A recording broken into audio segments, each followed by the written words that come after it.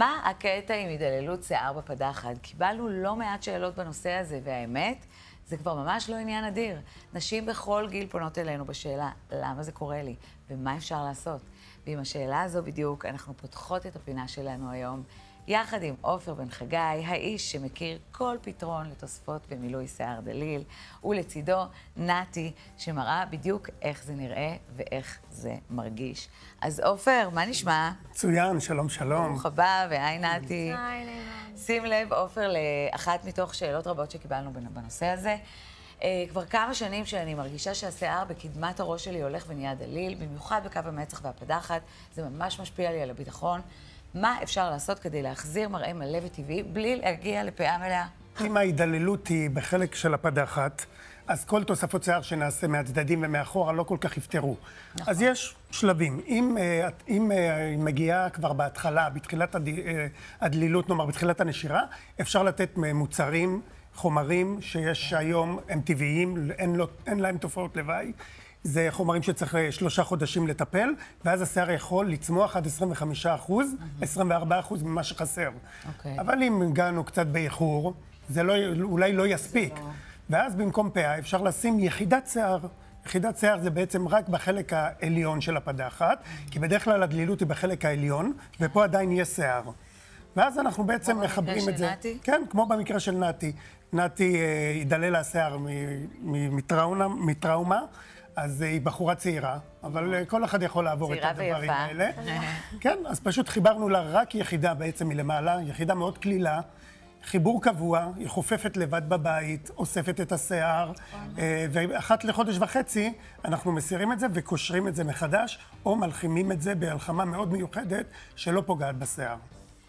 מהמם, אז נתי, באמת, איך זה גרם לך להרגיש את הנושא של הידללות של השיער? בעיקרון זה מאוד השפיע לי על הביטחון עצמי. עד כמה את? אני 30. נראית יותר צעירה. כן, תמיד אומרים לי את זה.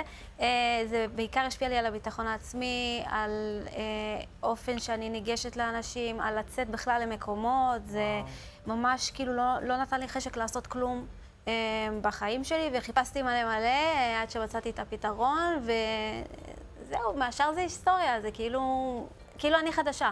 וואו. כן.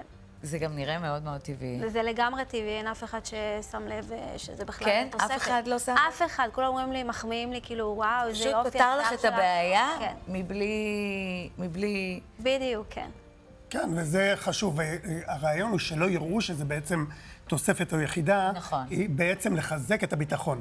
כי שיער דליל זה חוסר ביטחון, שיער מלא זה ביטחון. אז אם את הולכת עם שיער מלא ורואים שזה פאה, או רואים שזה לא טבעי, אז זה שוב מערער את הביטחון. יש כל מיני פתרונות, אז מה ההבדל בין הפתרונות השונים? כן, אני למשל נתקל בדברים שלמשל לוקחים פאה, אותה טכנולוגיה של פאה, ואז בעצם מקצרים אותה ליחידה, ומחברים אותה. ומה שקורה, זה עדיין נראה פאה.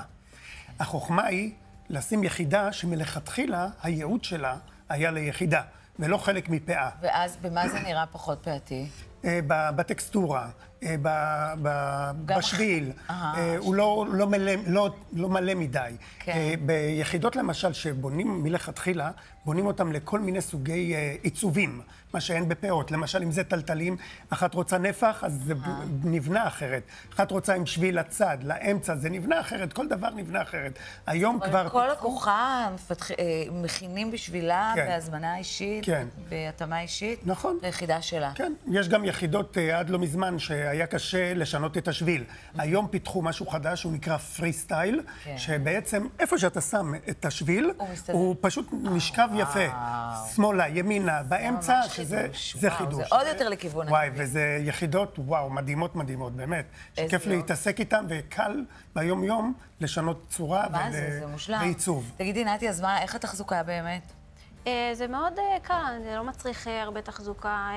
מה שבעבר, כאילו, שהייתי צריכה ממש לסדר את השיער כדי שלא יראו לי את ההתארכות והכל. כן, כדי להסתיר, ואז היום אבל אני פשוט קמה, מסרקת טיפה את השיער, את יודעת, חופפת רגיל. רגיל, הכל רגיל.